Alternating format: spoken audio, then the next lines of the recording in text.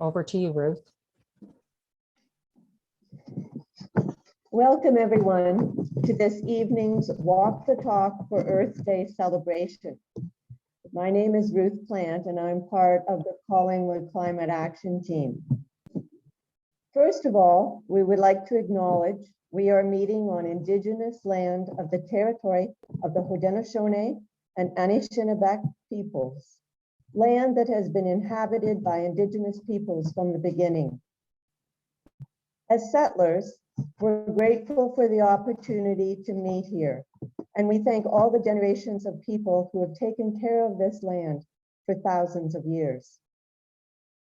They have been good stewards of the land, and we need to learn to follow those ways in order to care for the earth, especially as we take action to rectify the many ways we as settlers have harmed and continue to harm the earth for our own benefit. We recognize and deeply appreciate the historic connection to this place of the original Indigenous peoples. Miigwech, Niawa, thank you. I now turn things over to Dave Orling, who is here to walk the talk. Dave? Very much, Ruth, and welcome everybody this evening. I'm going to keep my comments as brief as possible so that we can let our speakers do the talking. And as Ruth said, I'm going to be doing some of the walking. Anyways, we're really glad that you are here to join us this evening for our Walk the Talk Earth Day community gathering. We're going to start off with a short video to help frame how together we can start taking the necessary steps now to create a better planet for the future.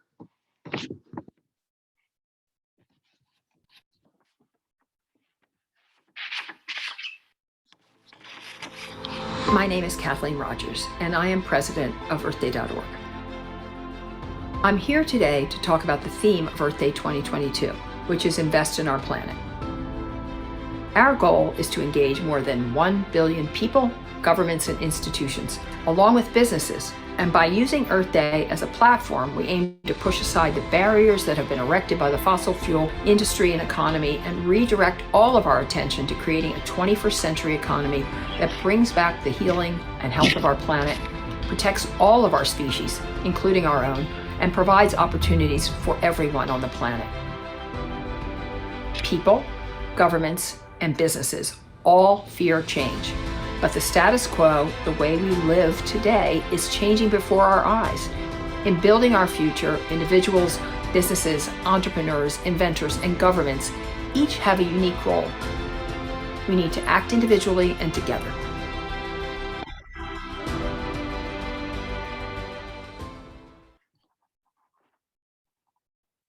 Thanks, Catherine. We have Catherine Dawes behind the scenes making sure that we keep everything moving slowly and moving efficiently.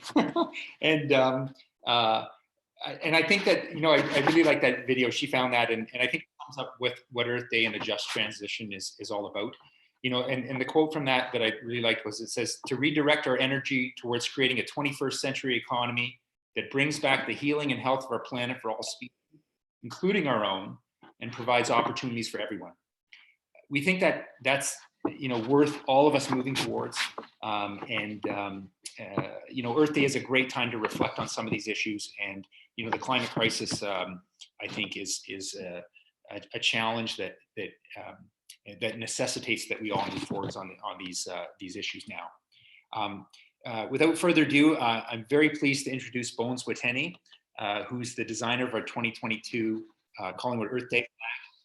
Bones brings experience from Elephant Thoughts and the Collingwood Youth Center, and we recognize their efforts for creating what we are sure will be an inspiration to many in our community.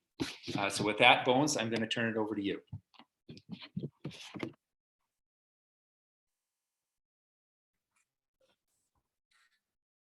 Hi, everyone, and thank you for joining us for this event. And it has been a pleasure to be able to design this flag for my community, especially as a non-binary youth. It makes it all the more special to try and make something that represents not only my community, but try and make it much, much more meaningful for everyone, or everyone's community, for all races, for all genders. and for all lack of disabilities and everything. And I hope that with that, everyone can work together to help us save the world.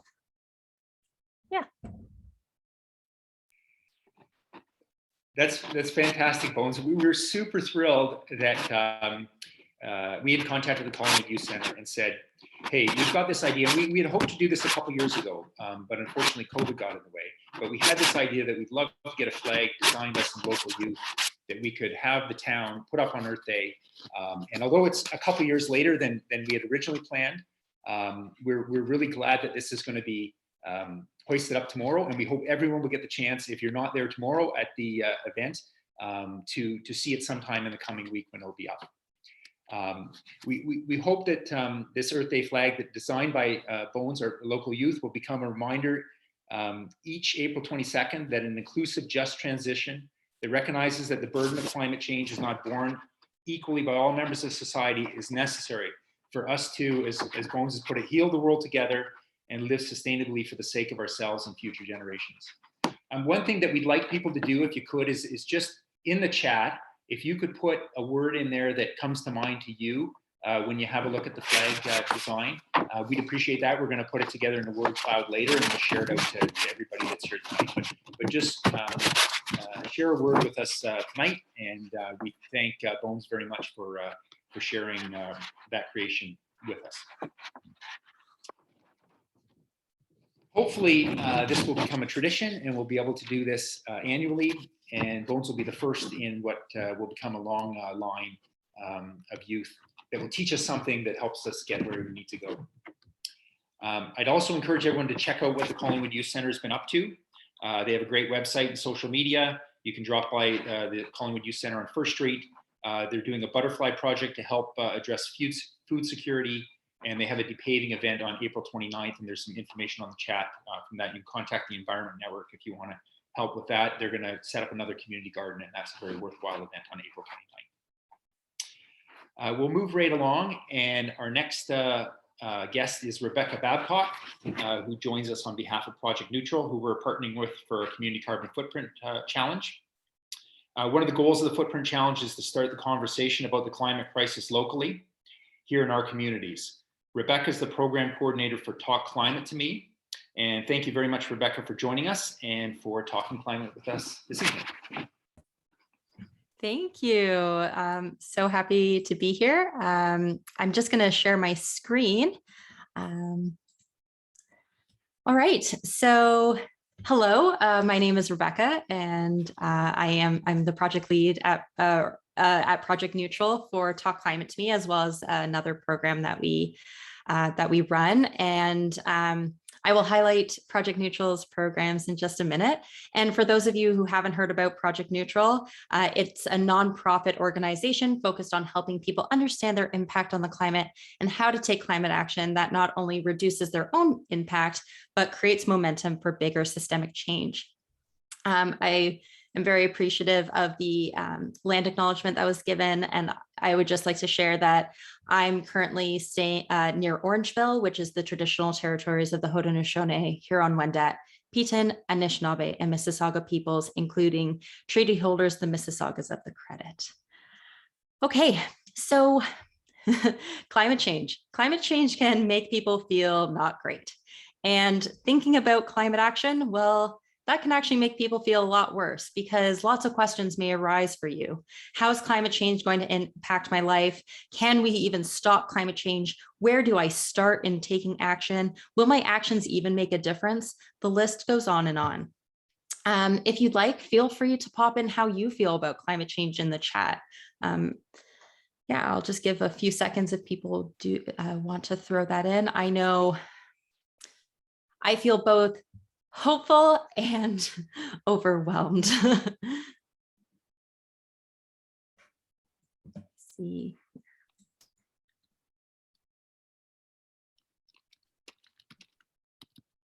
Yeah, okay. So a lot of people feel helpless or hopeless about climate change. And it makes sense because climate change is a big issue. And that's actually where Project Neutral comes in. We Through our three main programs, we educate individuals about climate change and support them in taking climate action that makes a difference. I'm going to briefly go through our three programs, and then we'll dive into some more specifics about the usefulness in calculating your carbon footprint, as well as explore what sort of actions you can take. So KCC, or Kids Cutting Carbon, is our youth educational program designed for students in grades 9 to 12. We have community animators who virtually go into classrooms and give students the lowdown on climate change. It's broken into 4 areas: educate, measure, take action, and connect, where we inform youth about climate change. We get them to measure their carbon footprints. We brainstorm together how we might act in the different areas that comprise their carbon footprint. And then we focus on how we can connect with others to create a bigger impact. Fun fact, we are actually running this program right now and have a few spots left to book. So if you're a teacher or know of a teacher who may find this program useful, please get in touch, and I'll pop a link in the chat for more information. Next is our Green from Home program. Green from Home is our workplace focused program where we engage organizations' employees to take climate action. Employees will learn about climate change and measure their carbon footprint via a facilitated webinar session. And then the employees are basically all set to take climate action. The fun part of this program is that the employees go into teams, and then they track their actions to reduce their carbon footprint. And in so doing, they earn points for prizes and, of course, bragging rights. And if you look at in terms of climate action, if you look at your personal, public, and political spheres of action, which I will talk a little bit more about at the end of my chat, this is a great way to get one area of your public sphere, your workplace, in on taking climate action. And if you would like more information on that, I am just popping the link in the chat there. Finally, we have Talk Climate to Me, which I am the project lead on. Talk Climate to Me is a climate change course designed for women, although we do stress that everyone is welcome if you care about people on the planet. It's a 4-episode course that focuses on climate change, how we can make a difference in our individual lives, alongside how we as individuals can push for systemic change for a flourishing future. We showcase amazing local climate leaders and experts. We explore the many benefits of climate action. And as the title suggests, we focus on how talking climate is one of the most impactful actions you can take. I'll explain more about that in a minute. Just to let you know, Talk Climate to Me is going on a hiatus after our last running of the course, which actually ends tomorrow. But we currently have all the episodes online on YouTube for the month of May. And I'll pop the link to those in the chat. Also, if you're not down for a 4-hour course, we also have a great video called Small Talk, which will go through everything you need to know about climate change and action, all in less time than your favorite sitcom. So I'll also pop that in the chat. So many links, so little time. All right, so at the center of these programs is our carbon footprint calculator. Now, we hear a lot of people saying carbon footprints are silly. We need corporations and governments to take action. We need systemic change. Carbon footprints just put the onus on individuals. What we'd like to say is that, yes, corporations and governments do need to take action. And yes, we definitely need systemic change. And it's also true that individuals can make a difference.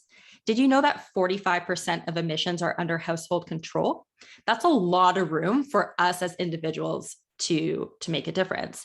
Plus, looking at your own individual footprint generally has a lot of other benefits.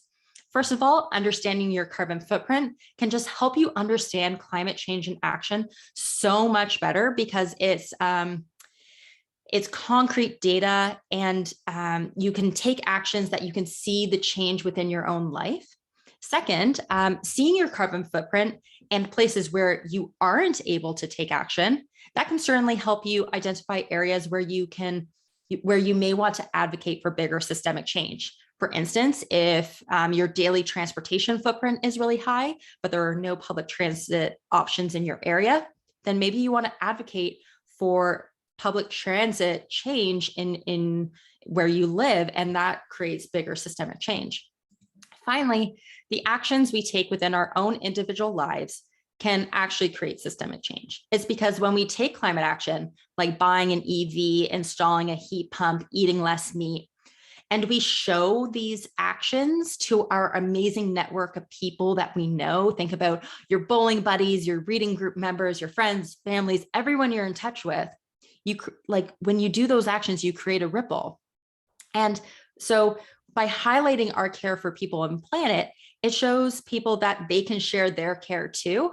So your ripple will actually encourage others to make their own ripples, and those ripples can actually turn into a wave that pushes for larger systemic change. So I like to, think that our actions truly do make a difference. All of that to say, if you haven't had an opportunity to measure your carbon footprint, I truly recommend that you do. It's super simple. I won't do a full walkthrough, but basically you can go to www.projectneutral.org and click the pink Get Started button. Then you create a login, and then you're good to start the initial survey. The initial survey takes about 3 minutes and asks you questions about 5 areas: home energy, daily transportation, travel, food, and waste. And then once you're finished, you get your carbon footprint. And just fun fact, 1 ton of CO2 is kind of like 1 bus full of CO2. So my carbon footprint is 10.7. So that's like having, I basically create the emissions to fill 11 buses full of CO2. There will also be a chart showing how your emissions break down into each category. So as you can see, my food emissions and my home energy emissions are quite high and could use some improvement. After you're done, you can take additional deep dive surveys to get a more accurate result, or you can immediately check out our action journal for ideas on what actions you can take. Just a reminder, this is a no shame, no blame zone. Calculating your carbon footprint can make people feel uneasy, and I encourage you, don't judge others or yourself when you see your impact. And when you take action, don't expect perfection from yourself or others.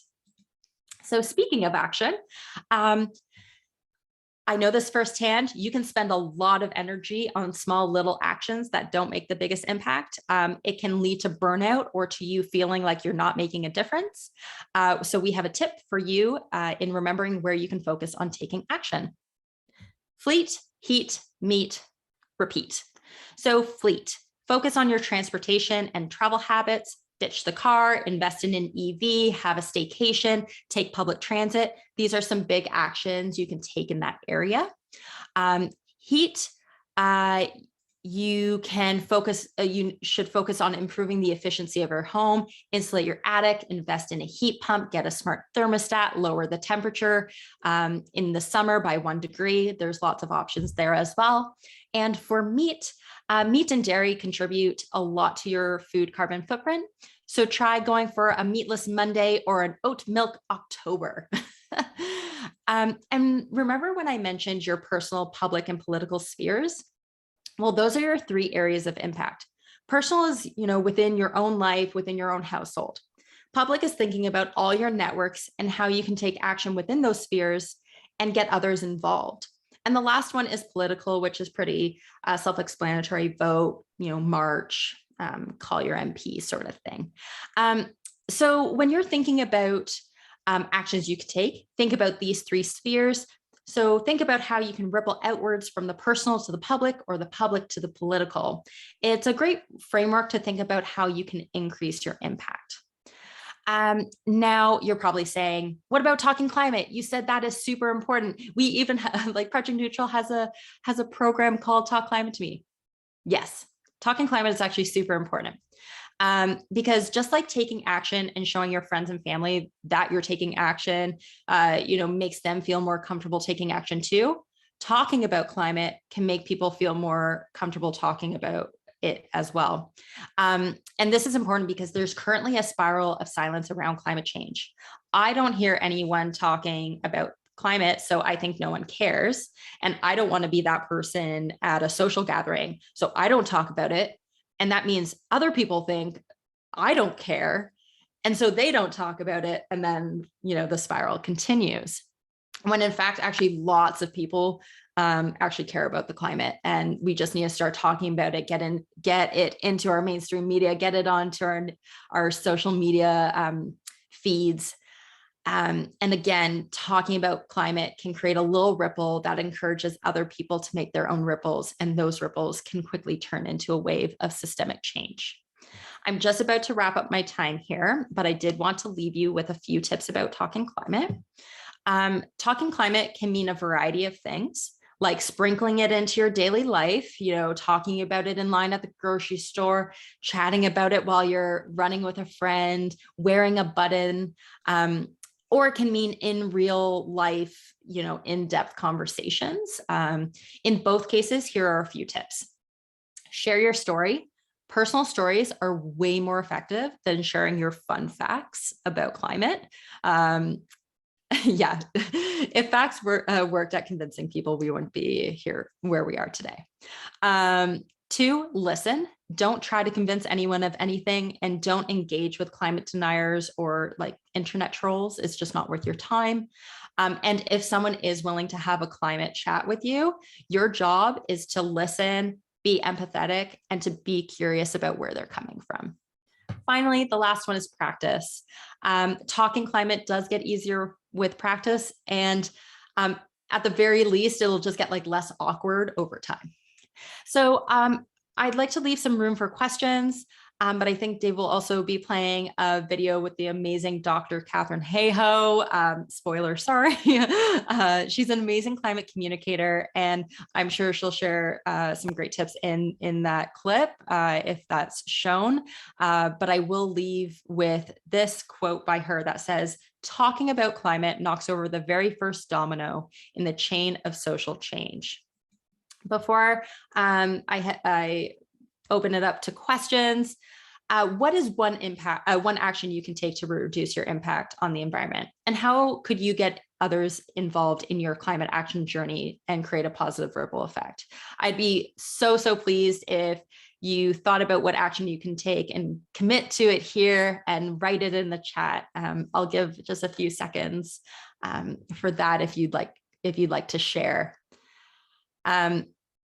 I was recently thinking about this, but my next action will be in my climate journey. And it's actually, I think I would like to learn more about a just transition, specifically in clean energy, because there's energy justice issues around that. And I'm curious about learning more.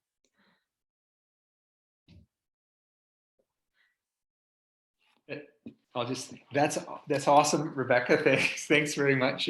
Your enthusiasm shines through, and it's obvious that this is something that you're passionate about and everything. If I can just ask, that kind of icebreaker, that thing that gets the conversation started.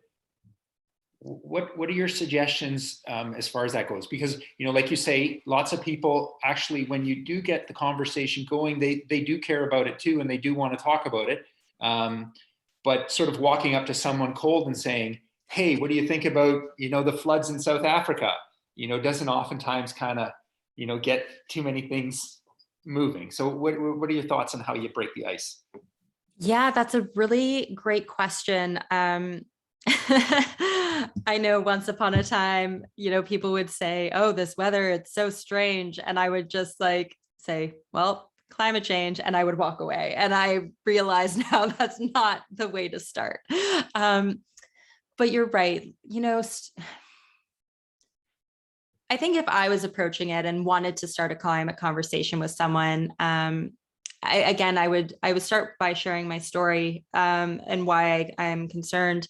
If it's about weather, if it's about the natural disaster, I'm like, honestly, I'll share this with you. I'm worried about having children because of climate change, and that can be really heavy. That could also connect with someone. So I really think reaching into your personal stories and not, I think it's I'm not answering this question well. It's about finding that balance and not, terrifying the person, but also finding room for connection. And that's why listening as well, you can find that common ground.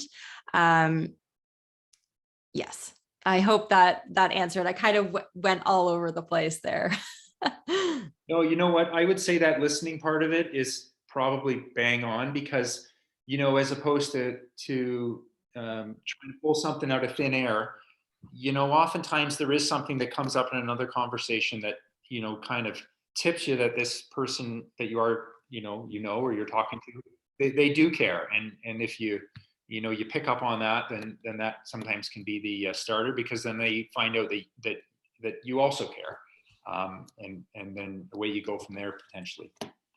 Exactly. And because people don't talk about it, it's like, I honestly assumed so many of my friends don't care about climate. And then I brought it up and they're like, yeah, I'm concerned too. And it's like, oh, we have just found common ground that we both care. And so like, let's build on that. And I think also to your point, you know, with the people who are like, when I say, you know, talking about it in line at the grocery store, you know, it could be like, oh man, I just biked to the grocery store and it was so much fun. I love active transportation versus a car. And you know what? They might just walk away.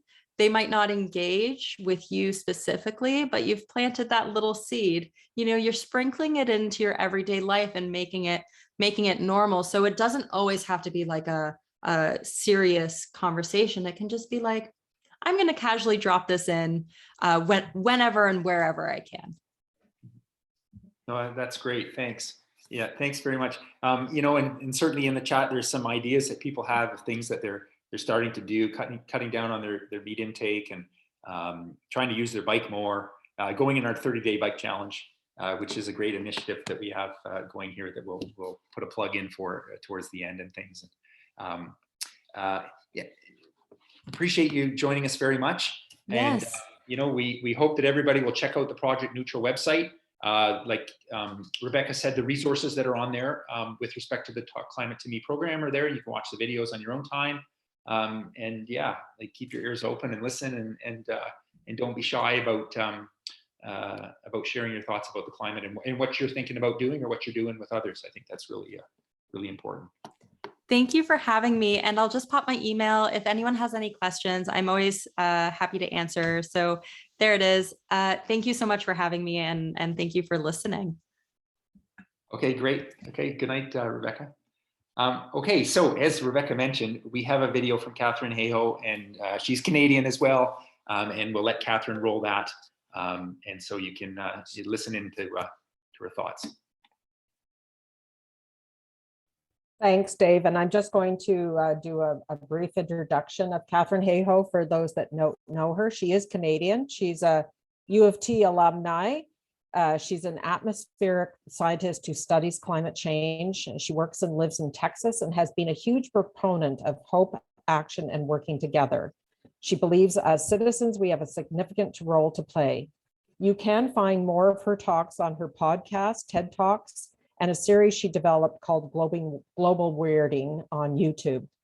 Her latest book is titled Saving Us, a Climate Scientist's Case for Hope and Healing in a Divided World. What does she say is the most important thing that we can do? And here's the video where she talks exactly about that. I think one of the biggest questions we all have when it comes to climate change is there hope? People often ask me, well, what can I do? I'm just one person. How could I make a difference? But if there is one thing that I wish everybody would do, it's talk about it. I'm suggesting that we talk about why it matters. What do I care about passionately that is being affected by a changing climate? Does it relate to my kids? Does it relate to something I love doing, like birding or fishing or even hunting? Does it relate to the economy or national security or the community or the place where I live? Let's talk about what it means to us, and then let's also talk about solutions, because there are amazing solutions. When it comes to climate change, we feel as if it is this giant boulder standing dead still and nobody's trying to push that boulder uphill to fix the problem. The reality is that giant boulder is already starting to roll. It's got hundreds, thousands, even millions of hands. We just need a few more hands to get it rolling faster, but it is moving in the right direction. But when we look at what's happening with people, that's where I find hope.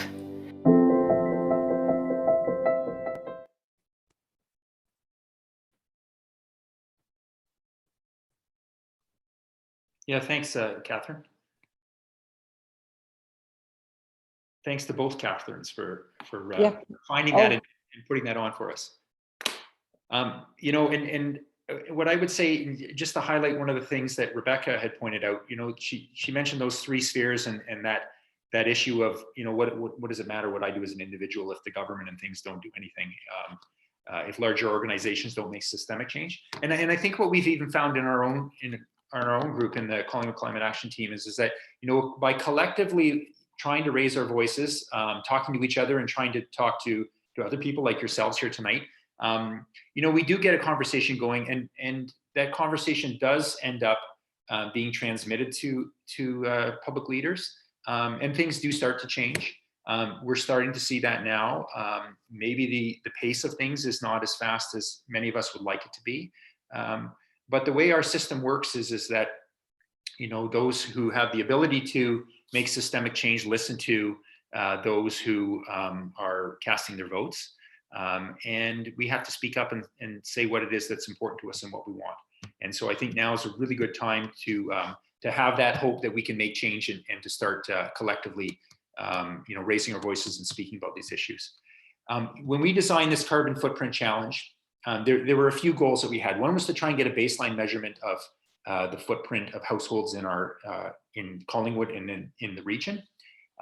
One was to try and push the town of Collingwood along a little bit to move forward with some of their plans that they had been talking about but not taking action on yet. And then we wanted to start to build awareness and hopefully educate both ourselves and other people in the community, and start the conversation, like we say. And then from there, ideally, you know, encourage people to take the first step by doing their footprint, or maybe to start making some small, you know, changes in their own personal lives to move forward with things. And, you know, certainly I can say myself that there was a lot of things that I didn't know about the climate change and climate action. And I learned a lot in the first little bit and started to make some steps that I think have been positive. I have a long ways to go, but moving in the right direction. We want to share some stories from participants in our Carbon Footprint Challenge. And I think that you'll find that those are interesting and inspiring too, and hopefully we'll give you some ideas. So we're going to start off with Mary Jo. We'll turn it over to you, and you've got something to share from somebody you know. Hi, everyone. Thanks for joining us. So this is from Fred. He's on Team Coolers. He moved up to Collingwood in the fall of 2019 and bought a 1950s wartime house. And a fun fact, his parents actually had the same exact house about 100 years ago in London, because all those houses are the same, and it's the exact same house. It didn't feel like there was great insulation in the house, as the winter was pretty cold. The windows weren't the best either, with broken latches and drafts coming in around them.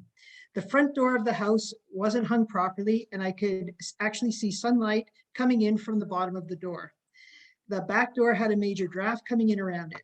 But the eaves on the second floor were very loosely insulated, making the bedroom level either really hot in summer or really cold in the winter. I noticed that when it snowed, other houses in my neighborhood would keep the snow on their roofs, while mine would melt very fast. I felt like I was heating the neighborhood. So he addressed all these concerns by doing a major renovation. The house is now super insulated with all new windows and HVAC system. He's looking forward to doing a comparison of energy costs before and after, and the renovation is just finishing now. He also found Collingwood is a great place to ride a bike, and that's actually what attracted him to the area. So he's been putting his bike to use as he travels around town and uses it to travel all over the town, and goes to Stainer for coffee and to Thornbury for lunch regularly, not in my dad. So that's Fred's story. Back to you, Dave. Thanks very much, MJ. Appreciate that. Patty East, if you're on and you can unmute your mic and share a thought with us, if you'd be willing to do that, that'd be fantastic.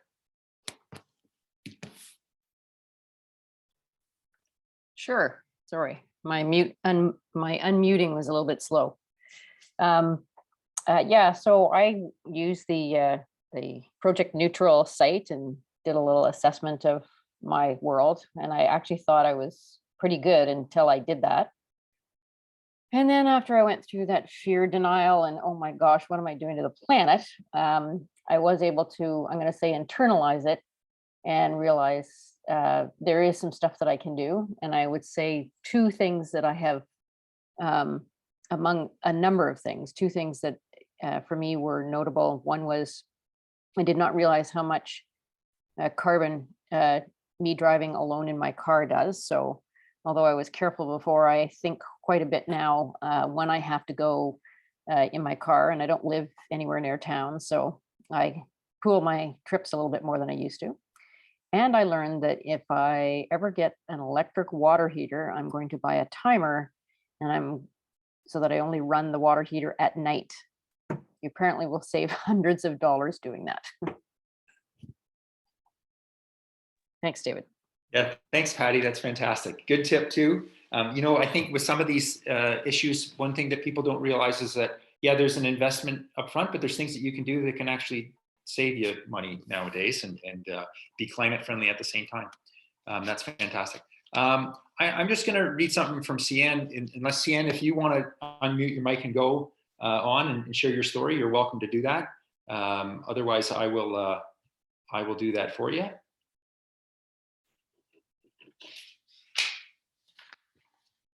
So I'll just tell a little story from Cian and Angus.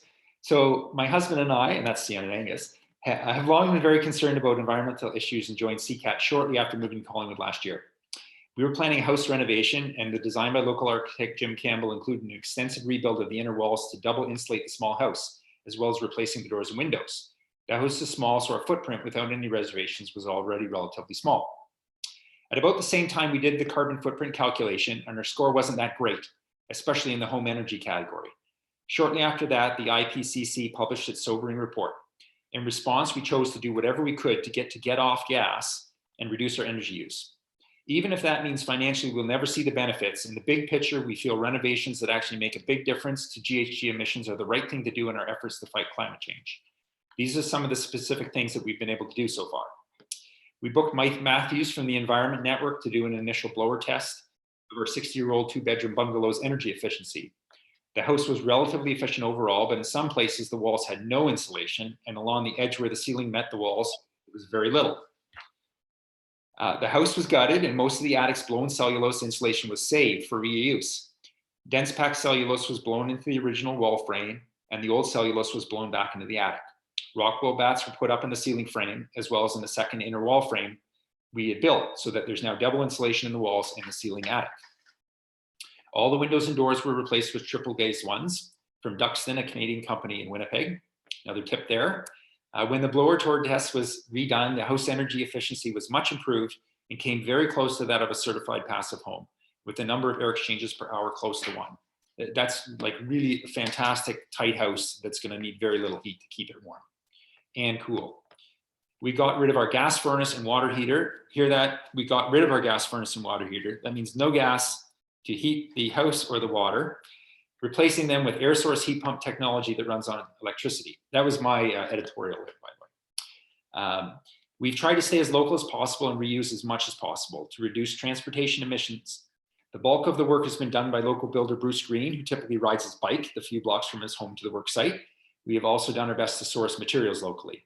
We've saved much of the wood from the house's original inner walls to be used in the interior walls and for the back deck. So nudged by our carbon footprint calculations and the enormity of the climate crisis, we made some conscious renovation decisions we may not have made otherwise. It'll be interesting to recalculate our carbon footprint once this project has been completed and we are living in our renovated house. And I like this part the best. It says, thanks CCAT for encouraging people to take action and for the opportunity to share experiences and information. You know, there's so much that's packed into that. And I look forward to being in your warm house again. So with that, I am going to hand it over next to Connie. And Connie, if you want to mute your mic and you can share your story. Hi there, everyone. Can you hear me? My household consumption and waste footprint has really reframed the way I think about every product I purchase. Climate change, not to mention the looming Simcoe landfill 2024 capacity closure, means that we really have to rethink what we buy and ultimately send out in our garbage bins. And as a consumer, I'm striving to purchase minimal food items in plastic containers. I use the reusable vegetable and fruit bags and avoid products that are heavily packaged, and reuse any packaging plastic bags as much as possible. I know plastics are made from fossil fuels, and they obviously then have an impact on our climate. And this may be a small part in the overall grand scheme of things, but we need to move away from single use, and every little bit can make a difference. Thanks. Thanks, Connie. Appreciate that very much. I'll just, finish off by saying, the one thing that I really learned when we did our footprint was that what you ate actually mattered. I had no idea whatsoever that had anything to do with anything. Sian, who I spoke earlier about her renovation there, she did some digging, shared a lot of information with a group that we had discussing food issues. And we decided at home to start with the Meatless Mondays. We figured, okay, I can do this once a week. And you know what? It worked out really well. And we found that, plant-based food is actually very good. And nudged further by Nick Clayton, we've essentially gone to meatless every day pretty well. I mean, I can't remember really the last time that I went to the store and bought any meat myself. And I'm very interested to redo my footprint as well and just see what kind of an impact that's had. I think change is not as hard as you might think.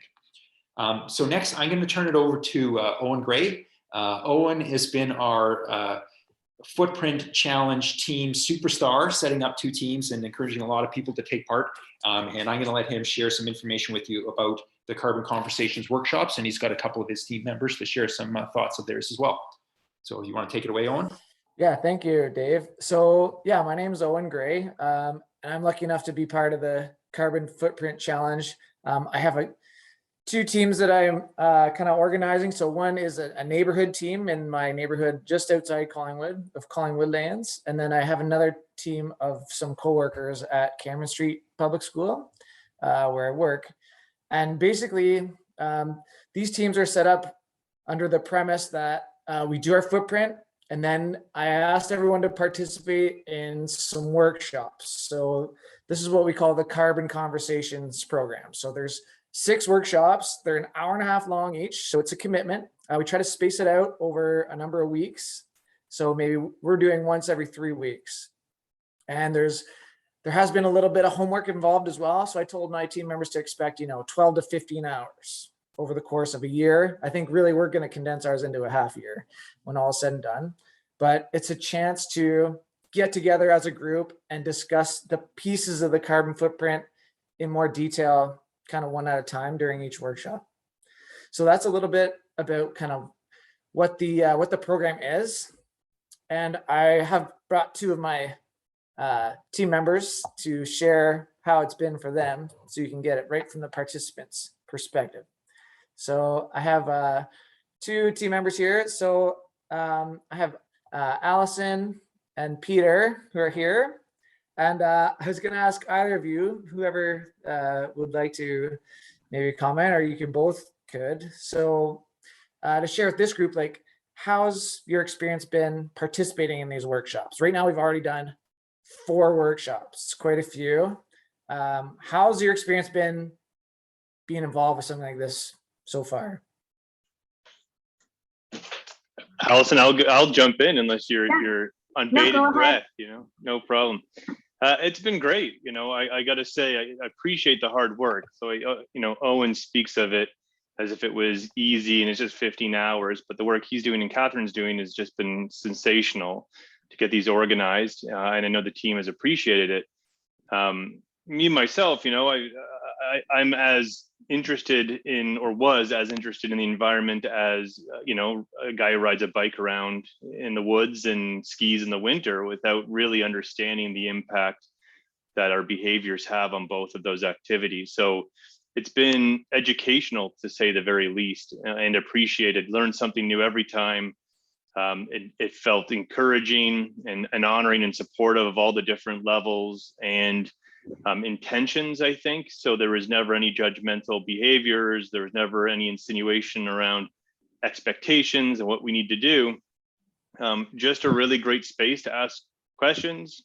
Sure, I've asked some really silly, dumb ones, but been inspired more often than I have been challenged to make some, changes to my life. So it's been awesome. What can I say? Yeah, I totally agree. Owen has been a great leader. It's not onerous at all. The time goes by really quickly when we're in our meetings. In fact, I think in our last meeting, just our food meeting the other day, Catherine had to get us to kind of get back on track because we just keep talking and talking and talking. Everyone wants to share. So it's really, they're thought-provoking conversations, as Peter said. It's non-judgmental, it's a safe space. It's very encouraging to make, in terms of make the smallest, simplest of changes up to, bigger transformational investment type changes. So it's been a great, it's been a great opportunity. Thank you, guys. There you have it. I can't say anything better than that. So yeah, anyway, we'd encourage you, if you're thinking about it, you don't have to have a team already organized. You can just join as an individual, and we've got some workshops hoping to schedule in this spring. So you can just join and we'll put you in a team. So the teams are small, much smaller than this room tonight. Like our teams run around 12 people max. So you have some space for each person to kind of have their time to explore these issues. As my teammates have said, it's a non-judgmental space. Like there's a perception that, well, you have to be already 9 out of 10 eco to be in this. And that's not the case at all. This is for everyone. If you have a big footprint, we want you in this more than if you have a tiny one, because really, what can you really offer us in terms of carbon tons? We want the big fish in these workshops so that we can have more reduction. So I'd encourage anyone to think about signing up for them. At least try one and see how you like it. I think you'll find it's a good way to address this difficult topic with some other people, because these are big changes. These are big things, and it gives you a place to kind of explore all the emotional side and the technical side that goes along with it. So yeah, thank you guys. Appreciate it. Yeah, thanks very much, Owen, and especially thanks Peter and Allison, Patty for coming on, Connie, and Fred and Cian for sharing your stories too. I think, as Rebecca said, sharing stories is really important and really helpful, and it makes you realize that, hey, other people think the same way as I do and care about the same things as I do, and we can work on this together. I think that's really important. We do have some information on our website.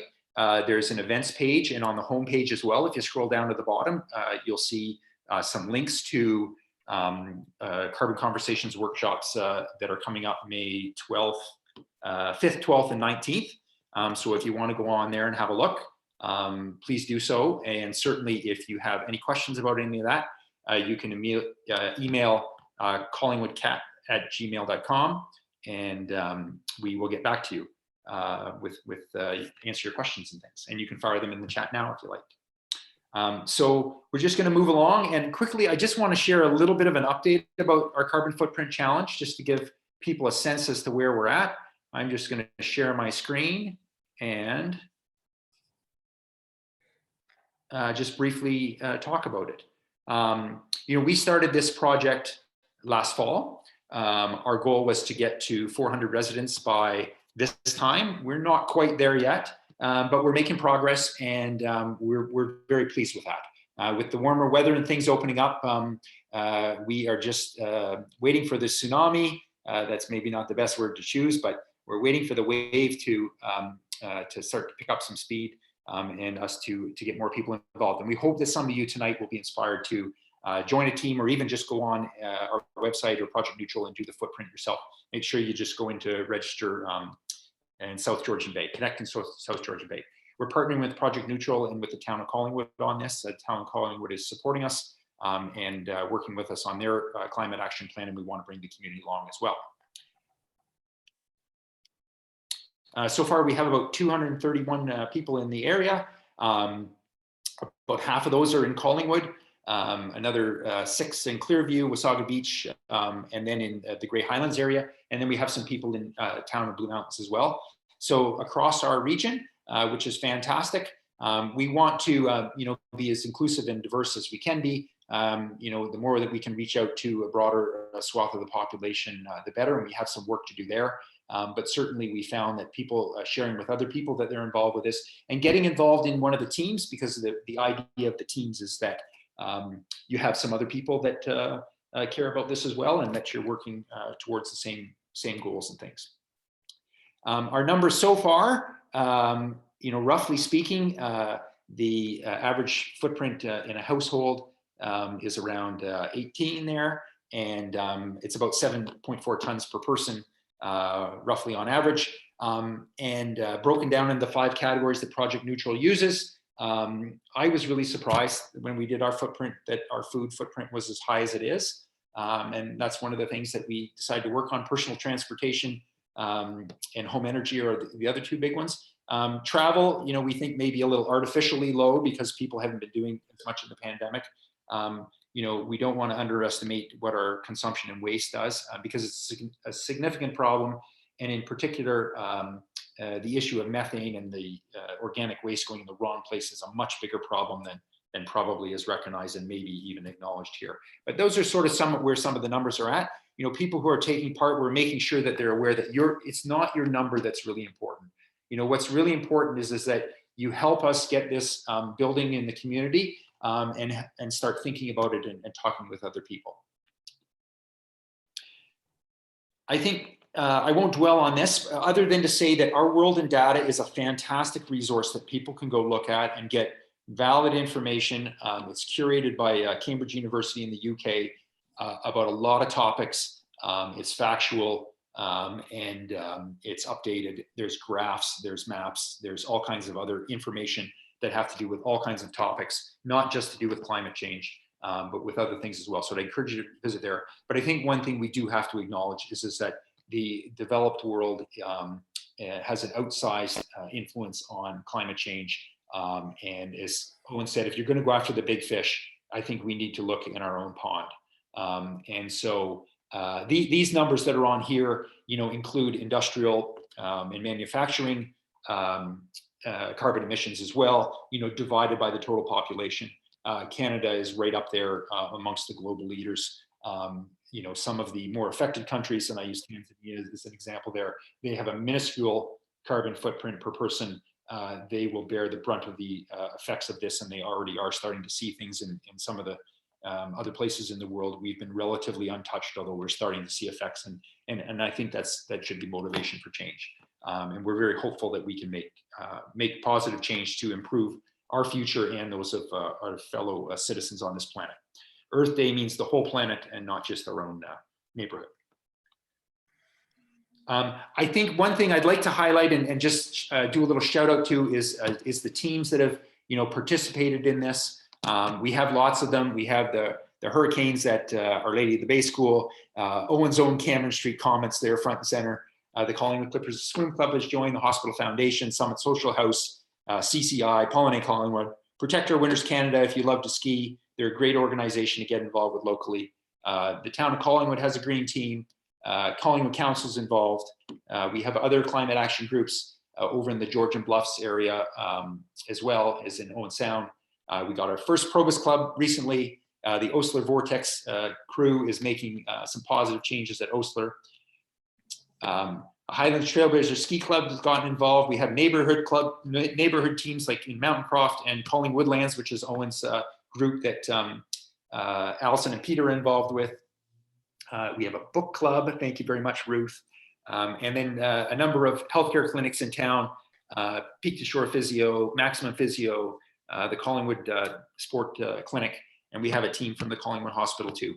Our partners and friends in Wasaga Beach have been encouraging people in Wasaga Beach to get involved with too, and I think that's great. Tatum Engineering, who you've all heard of, has a team as well. And the Institute for South Georgian Bay does some great work around here. And they have some great workshops and are really getting people to think about the future and how we can build a better society here too. We're super happy to announce that we'll have some more teams joining soon, and Owen's been working on that for us too, and we'll save that one to share another time. That's what I wanted to update you on that. So I'm going to stop sharing my screen, and with that, we are going to wrap things up tonight. It's just about 8:30, I see, and we wanted to keep this to an hour because we know everybody has lots of other things they want to do. I'm just going to provide a couple little updates on things that are going on. First off, tomorrow we will see Bones flag raised at 2:45. At 2:30, proceedings will begin down at the library, so we'd encourage you to walk or bike down there, carpool if you're a little farther away, but bring some friends out, and I think this will be a great event. As well, the town of Collingwood is arranging for a number of local environmental organizations to have a little table set up so you can get information about our group or other groups in the area, and as well the council will be there, and Nicole Yardy, our the new climate specialist for the town, will be there, so you can ask some questions about her and them and everyone else, and talk about this and share some ideas. I think our town leaders would really enjoy hearing from you. A couple other things, we mentioned the Carbon Conversations workshops. We have the 30-day bike challenge going on for the month of April. It is never too late to start, and your 30 days can begin anytime you like it. And the idea is really just to get out on your bike. You don't need to go far. It doesn't have to be necessarily with a purpose, although ideally we hope people use active transportation for purposeful trips. But really the idea is to realize that cycling is a great way to get around. You know, certainly the thing that I love riding my bike to get places is the personal connection that you have with every other person on a bike that you go by, or the people that are walking on the sidewalk. And I think that counts for a lot more than people recognize. So I'd encourage you to have a look and consider doing that. As well, Mary Jo spoke earlier. She's been doing a fantastic job organizing what we call CCAT Voices, and their next event's on May 12th, and you can get some information on our website about that. They have a look at some videos and talk about it. And they curate a great list of videos to watch. They're short, and they'll be really informative. The last thing that I want to make people aware of, especially those of you who live in Clearview, is that the Clearview Council will be looking at a motion to declare a climate emergency and start looking at their actions and what they can do. And that is set to be debated on the April 26th, I believe. Suzanne Wasetvic and Jim Campbell have been working along with others in Clearview to bring that forward. And we're really excited about that, and they could really use your support. So especially if you live in Clearview, email your thoughts to council@clearview.ca, and maybe we can put that in the chat, or let us know if you want some more information, and we'll fire something off to you. But the more support that we can get out there, the better. I think that's all I have for tonight. I just want to say thank you very much, everybody, for coming out. As Catherine has said, every action we take matters. It doesn't need to be perfect. Many doing things imperfectly is better than a few doing things perfectly. So we appreciate you coming out, and get out there and talk about it and start taking those little steps towards making a better planet. And happy Earth Day, everyone. Happy Earth Day, everybody. Thanks, Dave. That was awesome. Yeah, thanks for coming out and helping, Mary Jo.